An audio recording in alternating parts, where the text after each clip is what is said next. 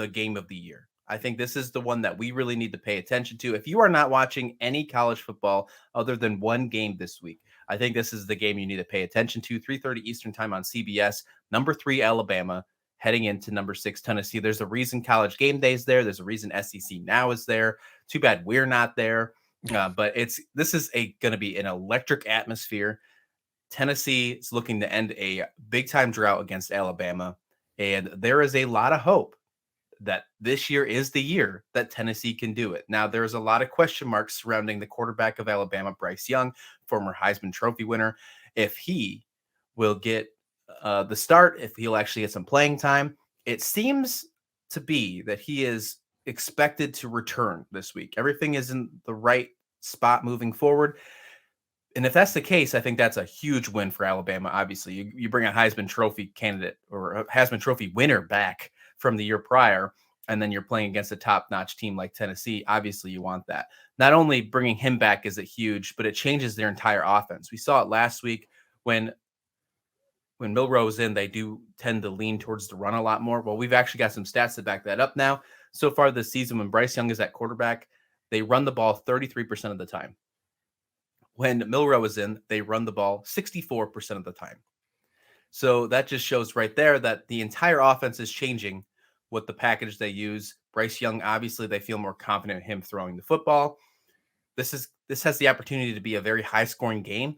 Throwing the football is going to be necessary without question.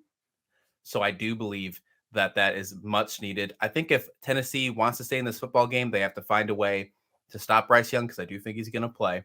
They also need to find a way to stop Jahmyr Gibbs, because that running back is absolutely electric. I think he might be the best running back in the country right now, what he has done in the last few games. However, I think this matchup, when Tennessee has the ball, Bama's, his defense is second in the nation. Tennessee's offense is second in the nation. Points per drive, Tennessee offense is second. Bama's defense is fourth. That's going to be the matchup right there when Tennessee has the football against Bama's defense. And I haven't even got to Hendon Hooker yet. Hendon Hooker, in my mind, is the front runner for the Heisman Trophy. He definitely won that honor in September. If we gave out the Heisman every month, Hendon Hooker would have it for the month of September. We hardly talked about him because he was underrated. We talked about that last week, where people hardly talked about him because other names like CJ Stroud and Bryce Young, as we mentioned, always took the cake. Hendon Hooker has really showed up. He has done some amazing things and has took this team on his back and really took off with the Tennessee Volunteers. I actually really like Tennessee in this football game.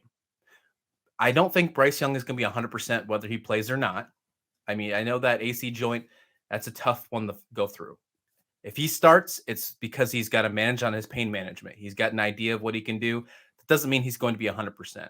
We've heard it from some former quarterbacks who have had to deal with that. They said it usually takes 3 to 4 weeks to fully heal.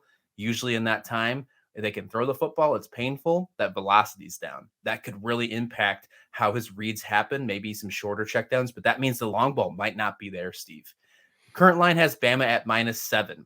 It's down from -8 at the beginning of the week. Some people think that the rate's going to be all the way up to 8 for Bama in the favor.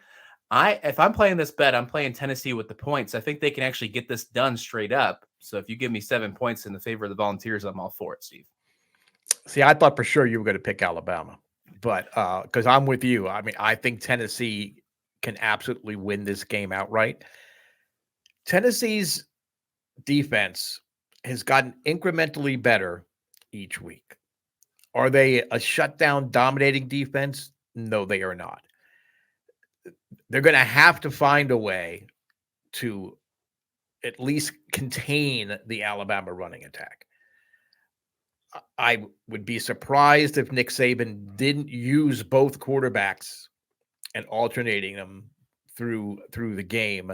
Not only to, let's say Young takes a shot, okay, give him a couple series off. Let the pain is always there, but it allows some of the nerve, flashes to kind of calm down a little bit. It also will keep that Tennessee defense off balance. No doubt that they've been scrimmaging and practicing against both quarterbacks. And I think they know they're going to see, both quarterbacks going through there. Alabama's a great football team, and it's just a given. It's going to happen as long as Nick Saban patrols the sidelines. And odds are, even after Nick Saban dies, the cryogenically frozen head of Nick Saban is going to be pushed up and down on a cart with a little headset on, like I have on, up and down the thing, and he's still going to control, the college football landscape for the rest of the 21st century. Statistically, everything says this is the game that Tennessee always finds a way to lose and that Alabama always finds a way to win. But I just think that the Tennessee offense is so balanced and so good. And that's not a knock against the Alabama defense. The Alabama defense is terrific, but they've had their moments against teams like Texas A&M and Texas, and even I'm forgetting the other game that the defense was kind of like A&M. about. Well, I said A&M already, but either way, I think can you bet the over? It's like they're in over line, because I think this is going to be fun. Yeah, I think there's a prime opportunity for the over to hit in this one.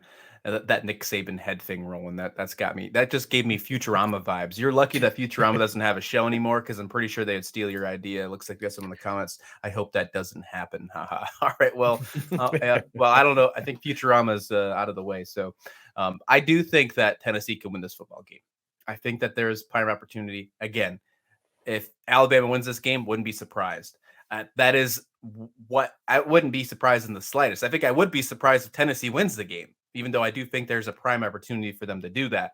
I really love what Hendon Hooker's doing. The concerns of Bryce Young not being 100% is huge for me.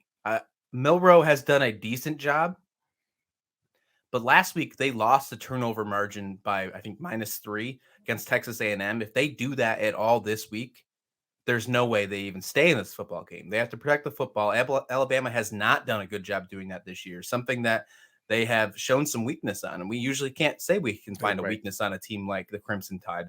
This year, we have seen that turnovers are an issue. Also, they're not as disciplined as we've seen in the past. I think last week they had 2 unsportsmanlike penalties. That's the first time in, I believe they said it was like 4 or 5 years that's happened under Nick Saban. So you think that they would want to get that and figured out.